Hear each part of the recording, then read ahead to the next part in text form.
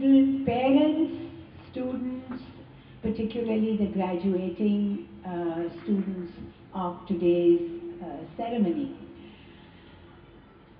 Well, it's indeed a pleasure to be here and to be able to preside over so many achievements.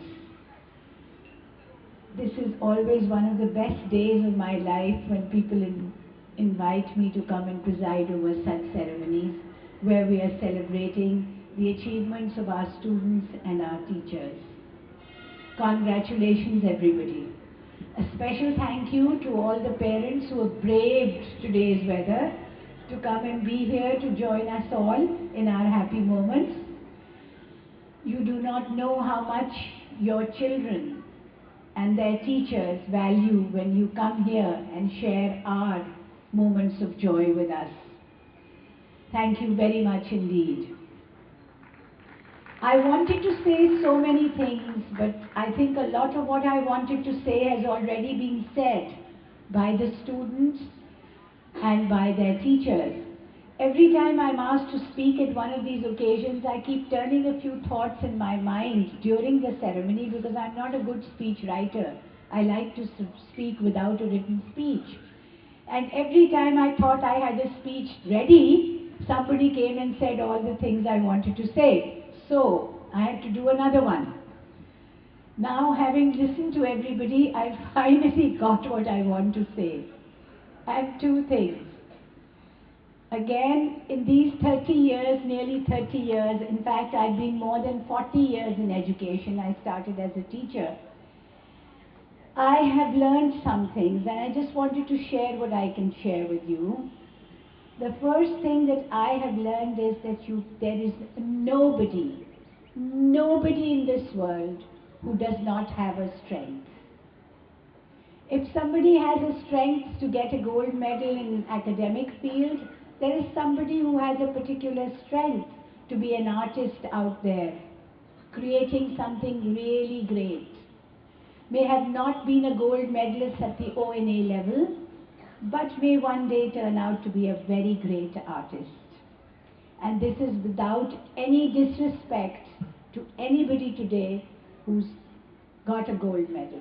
This is just something I have learned in life.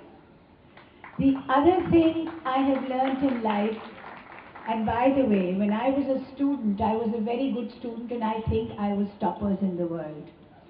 But life has taught me that there are many, many other people around me who can do some things better than I can. So let's never forget that.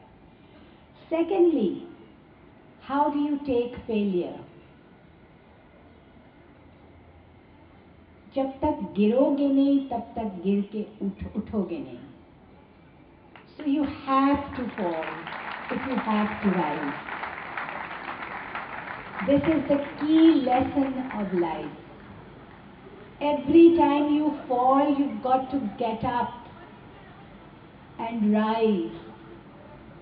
And there was one situation when I was with somebody, and that person was very sick and I had to give them help. And something happened to me and I fell on the floor and I thought I was going to faint. But right when I thought I was going to faint, I just thought, if I don't get up, that person out there is going to die. And I had to get up. And I forced myself to get up. And I was able to save that person's life. Now, that is the power of rising after you fall.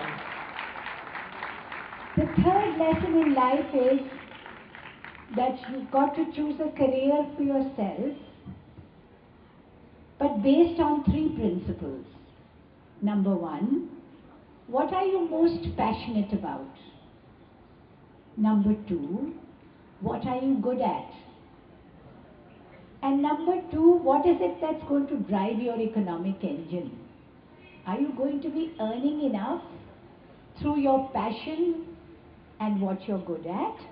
Or is there something out there that you can really put your hand out and learn to do that you would enjoy equally, but would also give you some of the comforts that we all want in life.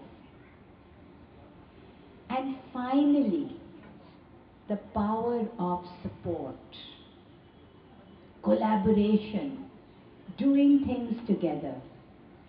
That is the ultimate power.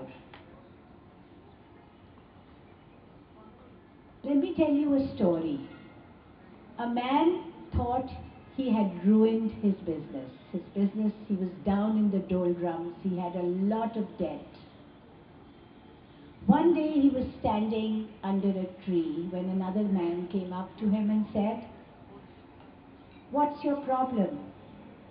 This man said, "My business is ruined. I have no money." And this old man said to him, "What do you want? Money?" He said, "Yes." He said, "How much do you want?" He said, $500,000.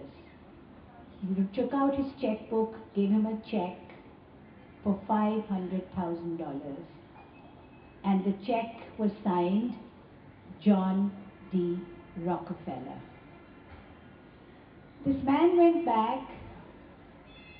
He thought he would cash the check, but he didn't. He kept it in his cupboard. And he decided, I'm going to try. I've got all this money, I can cash it any time. But let me just try to bring my business back. And he worked for a year and he got his business back. He paid off his debts without cashing the check. He went back after a year and stood under the same tree, and the same man came back to him. But this time, a nurse was running after this man. And she said, "Did he give you a check? Did he say he was John D. Rockefeller?" This man said, "Yes." He says he's mad. He pretends he's John D. Rockefeller. So the check was actually a fake check. But just the thought that this man had some support made him do wonders with his life. I see all of you being a support network for Beaconhouse. Join the alumni situation, the alumni organization, and sign up. There are so many around you, around in the world that have come from Beaconhouse. 87,000 children study in Beaconhouse. 4,000, 5,000 graduate every year. Look what a wonderful support mechanism you have. God bless you. May you do very well in life. Thank you very much, everybody.